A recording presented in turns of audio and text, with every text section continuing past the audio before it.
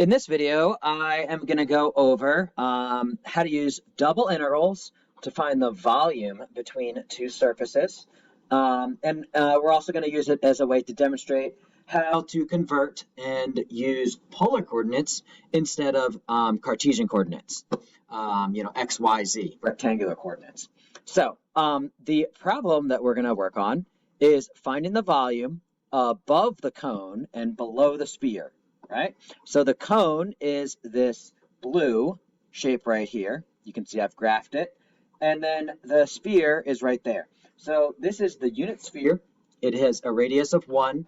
We covered the equation of spheres a long time ago. And it's just a circle with an extra component, right? So if I didn't have this z component, I would have circles. If I were to get rid of the y component, I would have circles in the xz. If I were to get rid of the x component, I would have circles in the yz. Put all those together, we get a sphere. With the cone here, z equals root x squared plus y squared.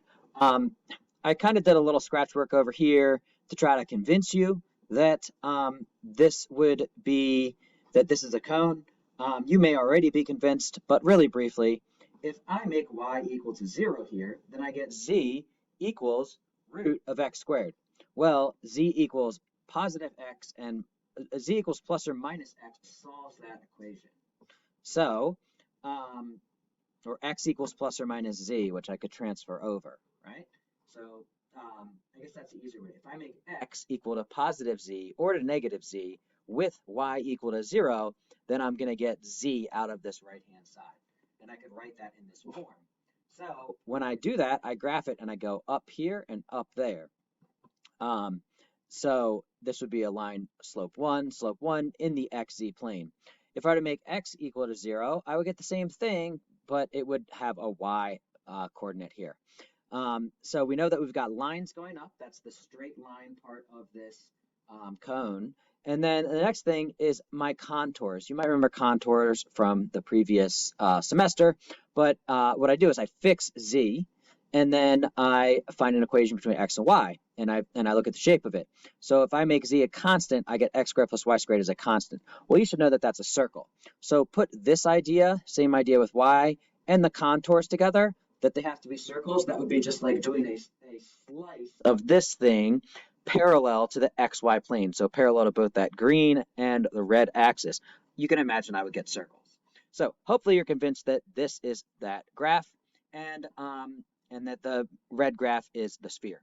So from there, I've zoomed in on this, and you can see that I've got this sphere right here, and there's a portion in there where it is above the axis, there's a wedge of volume in here that is above the blue sphere above the blue cone and below the red sphere.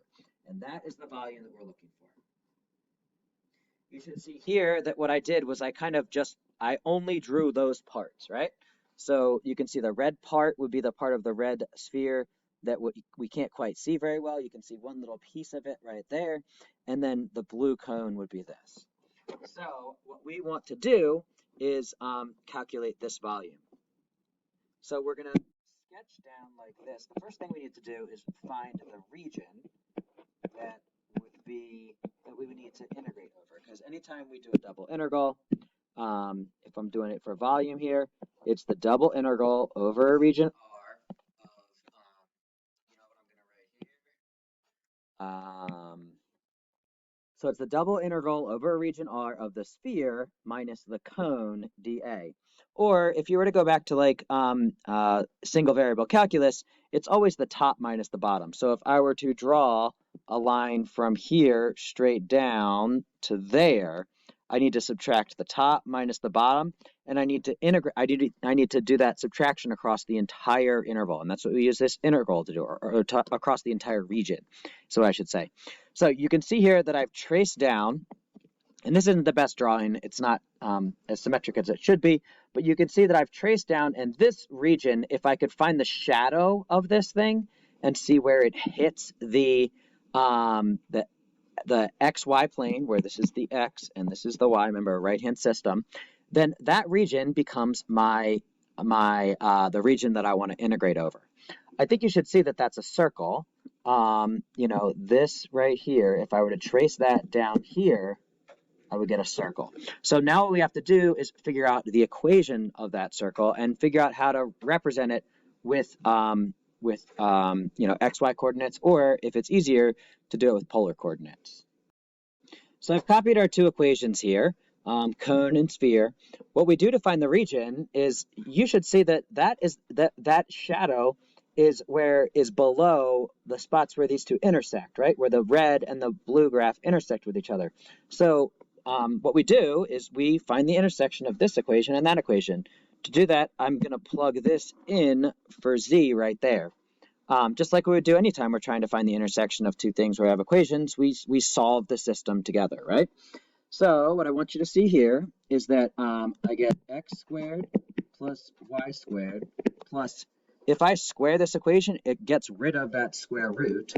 So I get another x squared plus y squared.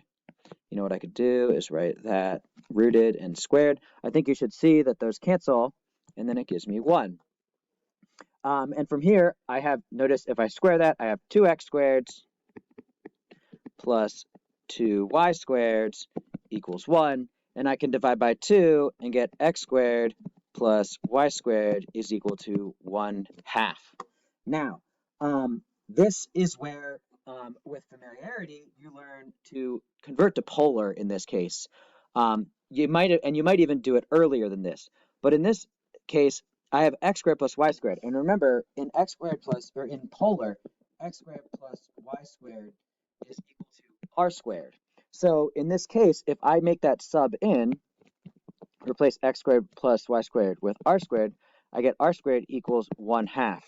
And then I can take r equal to root 1/2. That's also root 2/2. You can write it either way. I'm going to leave it like that for now. And notice that would be the edge of the region. And I also want you to see that we're taking like this entire, whoops, meant to go like that. We're taking this entire circle right here, right? So we're going to, if we talk about it from a polar coordinate perspective and a region, well, that if I were to create that region, you know, it's a circle of radius r equals root 2/2 or root 1/2. They're the same thing. If I want to encapsulate that whole region, well, I always do the integral of whatever r dr d theta. We typically do it that way. So the r's are going to go from 0 to root 2/2, and the thetas are going to go from 0 to 2 pi. And that will get that whole region. And I want you to see that that's going to be a lot easier than trying to represent this region using rectangular coordinates, because I'd have to use lots of square roots and square root of x plus y squared and 1 minus x squared. It gets really complicated, and it would be likely very difficult to integrate. So converting over to polar here makes my region much easier to identify, and hopefully will make it much easier when I integrate this inner piece here. So the next thing that I need to do is figure out how to do the sphere minus the cone. Well, we're still taking the height of the sphere and the height of the cone, so it's like the z-coordinate of the sphere minus the z-coordinate of the cone. And that gives me this length right here. So in order to do that, you can see that the cone already has the z, and if I were to solve for this one, I would get z equals square root of 1 minus x squared plus y squared. So the last thing I'm going to do before I put it into this equation is we're going to use polar coordinates. We're no longer going to use x's and y's. So I may as well get rid of my x's and y's if they simplify easily. So I want to, when I look at this thing, rewrite this as z equals the square root of r squared, because x squared plus y squared is r squared. So I can just write z equals r. And we only have to worry about the positive r, because the negative r doesn't really, like, the easiest way for me to explain this is r ranges from 0 to root 2/2. So negative r's don't matter. So I'm just going to take z equals r. I don't have to do a plus or minus. And then this one, I'm going to take, and I'll do it in red. I'm going to write this one as z equals square root of 1 minus r squared. And that one doesn't simplify. I can't do the same kind of simplification here. So I am going to take this, whoops. So I'm going to take this, and it's the cone. It's the blue one. It's good to color code it so you don't lose track. And this is the sphere. It's the top. So I'm going to do sphere minus cone, so top minus bottom. So I'm going to do this function minus this function in here. So I'm going to get root 1 minus r squared, and then minus r. All of that times r dr d theta. So hopefully you understand the setup of this. You understand why these equations give us the graphs that they give us here. You understand why I'm doing top minus bottom, and you understand why it makes sense in this case to convert to polar. Also, how we can very easily write this region using polar bounds like this. So I'm going to stop this video here. In the next video, we will go through and fully solve this, and then I think you'll be good to go to do some of these on your own.